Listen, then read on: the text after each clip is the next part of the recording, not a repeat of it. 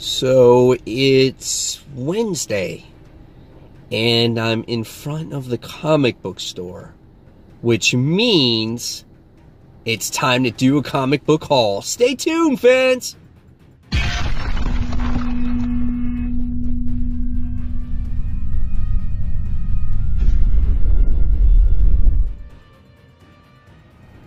Hey comic book fans, welcome back to Comic Book Corner 2.0, and fans, you're back with me, Mike Spider Slayer, getting ready to do Spider Slayer's haul. This is episode 334. That's right, fans, this is the video series where each and every week I show you, the fans, which comic books I pick up at the comic book store, and it is a hefty week this week, guys. So let's not waste any time, let's just jump into this thing. Here is the white mystery bag, because that's all they're giving me these days. I'm kind of upset about it, but what are you going to do? Just to show you the type of week that it is this week, there is a stack of comics. And there's some extras in there also. So, what did we pick up? Alright, so first things first, we're going to talk about The Amazing Spider-Man. Issue 5. Now this week is very variant heavy for me. I got a lot of variant covers. This book's cover looks very awesome, as it looks like it has to do with the Spider-Man video game that was just released on PS4, and we can see Spidey right there. We can see that type of emblem that he's wearing to show you that. Looks like he's playing maybe this version of the Shocker. I'm not sure. I haven't played the game, but nevertheless, it's a cool cover. Looking forward to the story of what's going on here with Peter, because basically I don't know, if he doesn't get things changed soon, he's gonna eventually die. The artwork by Ryan Ottley is solid, and I'm very much looking forward to the story going forward. We're gonna see some more Tri-Sentinels, so that is going to be awesome. Alright, so next book we're gonna be talking about is Red Hood and the Outlaws, issue 26. Another really cool looking B cover, or virgin cover if you want to say so. This is awesome. Just the design on it is beautiful. Love all the bats in the background. I think this might be the issue where Jason Todd actually gets maybe that new costume. Not 100% sure. Here's the interior art in itself. Red Hood and the Outlaws is probably in contention for maybe most improved comic this month or this year. Really good series. Really enjoying it right now. Here's some cool action scenes in this book. So very much looking forward to seeing the story continue here with Jason Todd basically on his own. Alright, next. I want to talk about a really nice cover, and this is not a variant cover because Marvel's doing the Cosmic Ghost Rider variants right now, but this is X-23.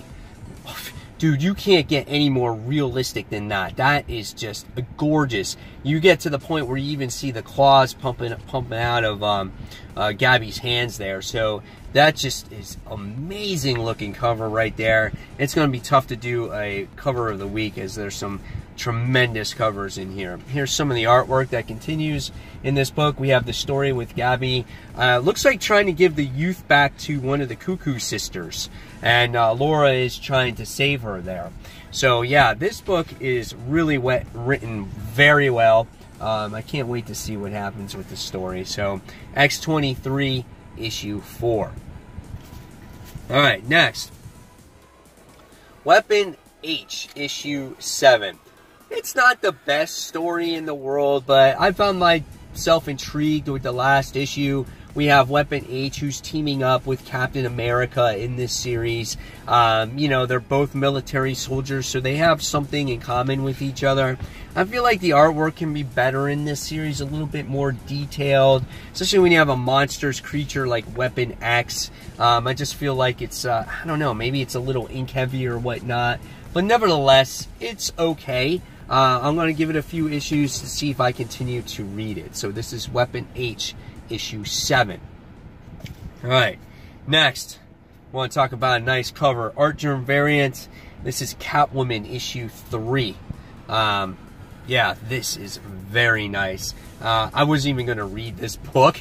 But when I saw this cover alone, I was just like, man, that is another very realistic looking cover. Very classy here with Selina Kyle. Even love the background there. It's gorgeous with the dress. It's really nice. So I'm not even taking this one out, but this is Catwoman issue 3. All right, continuing, we have Venom First Host issue 3. Nice Bagley artwork here once again. We get to see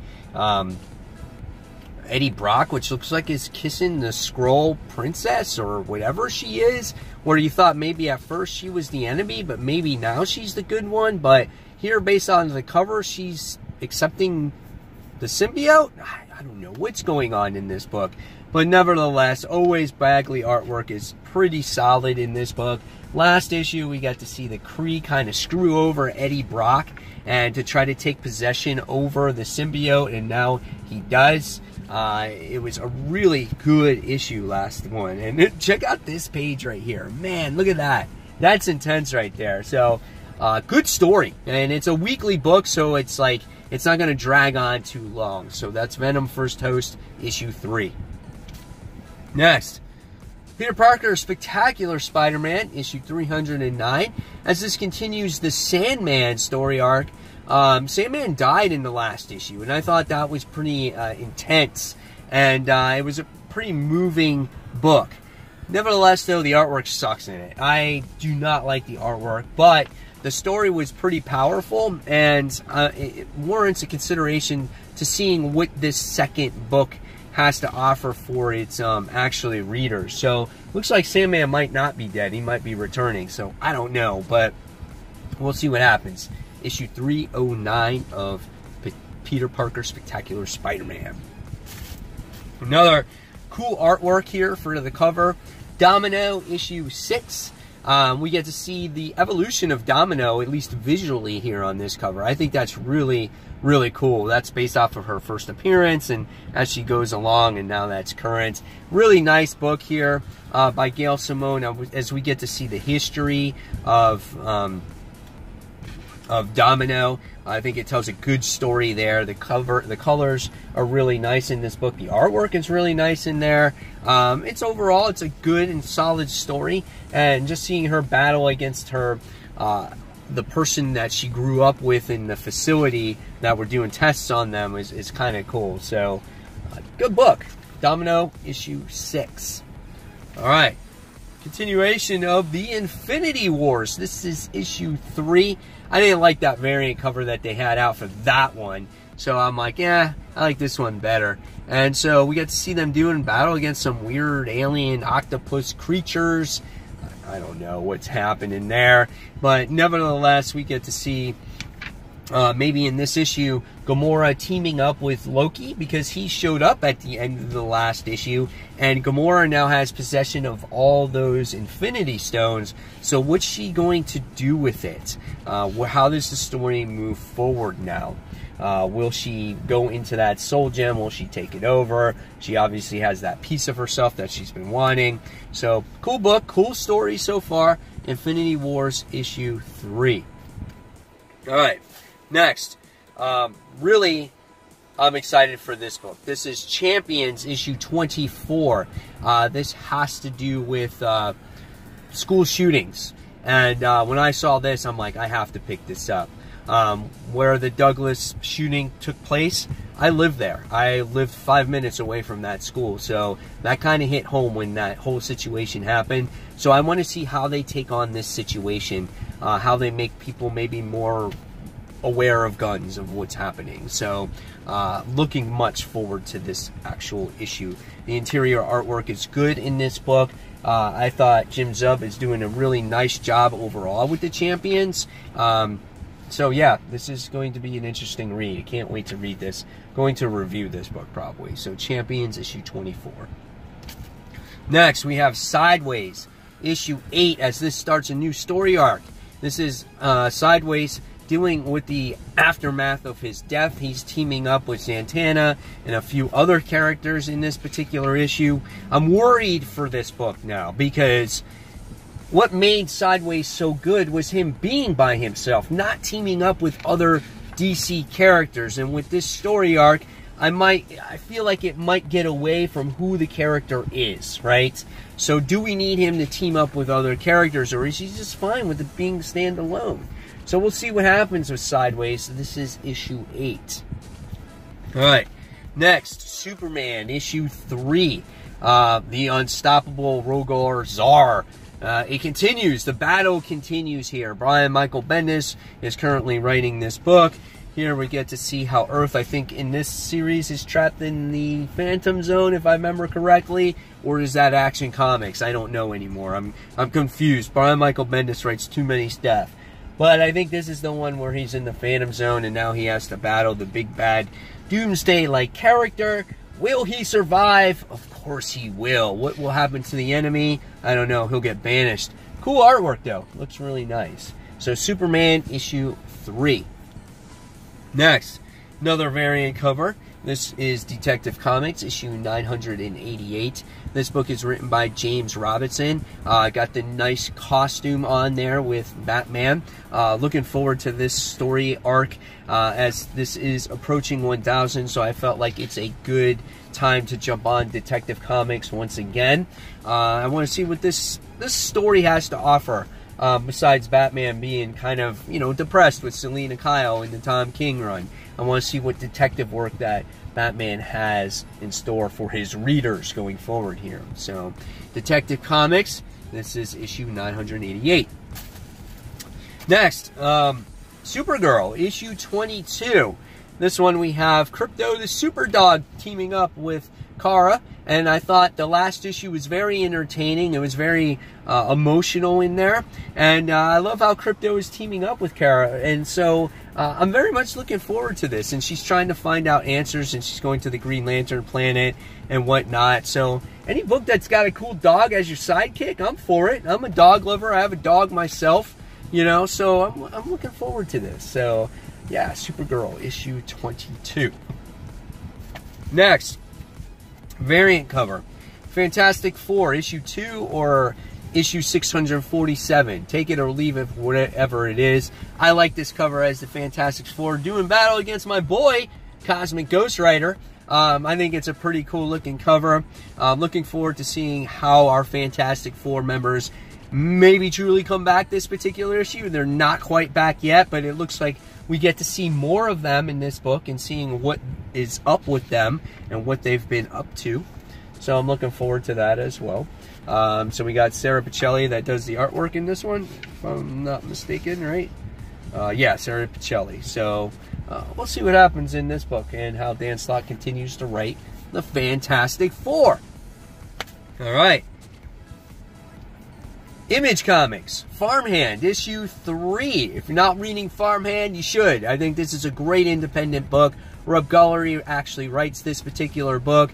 Hey, if he found this DNA sequence that he can grow hands and noses and put them on people's bodies, if it's like a plant and he can grow ears and stuff on it. The artwork is great. It's comical. There's all these hidden Easter eggs in it.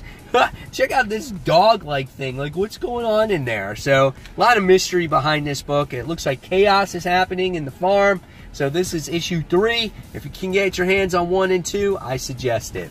So, Farmhand, issue 3. All right, next. Oblivion Song, issue 7. This starts a new chapter.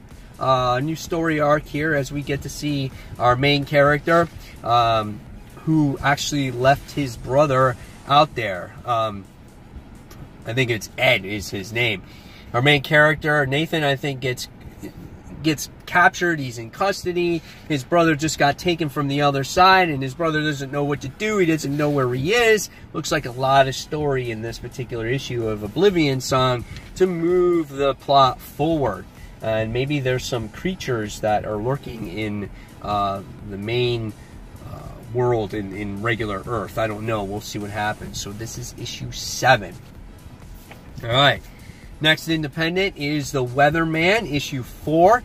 Really interesting story as Earth people now live on Mars because of an event that happened on Earth. Earth blew up. And we find out that our weatherman is actually the person behind that destroyed Earth. He's got this undercover alias, but his mind was wiped. It's a very interesting story, very in-depth story. I definitely say pick this up. Read issues 1, 2, and 3 to really understand what's going on. Really good book. Weatherman issue 4. All right. Then I picked up a few oldies. Okay. Web of Spider-Man issue 60, where we have Goliath on there. So that's a pretty good book there. Got it for $1. Next one is Spectacular Spider-Man issue 155. Tombstone kicking the shit out of Spidey. So that's a really cool looking cover. Might have it, might not. Again, only $1. Might have this one too. Sensational Spider-Man issue 20. I don't think so though. And I think that's Nico. Is that Nico on there? I'm not sure. Whatever. Whoever possesses a staff of Horus can destroy the world. So maybe it's not. I don't know. But it's a cool cover. I liked it. Again, for $1. Then I got some other books. Some Silver Age books. I wound up getting issue 99 of Tales of Suspense, Iron Man, and Captain America. So that's issue 99. It's got a big hole in the cover, though, right where the number actually goes. So that's why it's so cheap. It's only $5. Besides that, it might be in okay condition. I don't know. But you don't see these books that often, so that's why I picked it up. So, yeah, there we go. Tales of Suspense, Iron Man, and Captain America. And then next, I wound up getting issue 14 of the Invincible Iron Man. So that's a really cool find. That was the lowest number that they had. Little tear here in the cover. Besides that, it's in okay condition. The spine is a little bit worn. But again, it's a Silver Age book. You don't see them that often. Decent price for it. Why not, right? And then last but not least, I got another Tales of Suspense featuring Iron Man, Captain America. This is issue 72. So this is older than the other one I had. And this one's in better condition. It's actually complete. All the staples are there. It's a little bent. It's got some marks, a little tear in the cover. But there's no tear in the number. So that's cool. And I got this one for $7, I think it was. So again, another cool Silver Age pickup, and happy to have it in the collection. The big Nazi robot, right? So there you guys have it. There's the haul for the week. Hopefully you guys enjoyed it. Now it's your turn in the comments below. Tell me which books you picked up for the week, fans. And as always, thank you for taking the time out of your day to watch Comic Book Corner 2.0. And if you like this video, give it a thumbs up. Subscribe to the channel. Don't forget to hit that notification button so you don't miss a single video from me. And guys, I'll see you in the next comic book review. Take care, guys. Bye.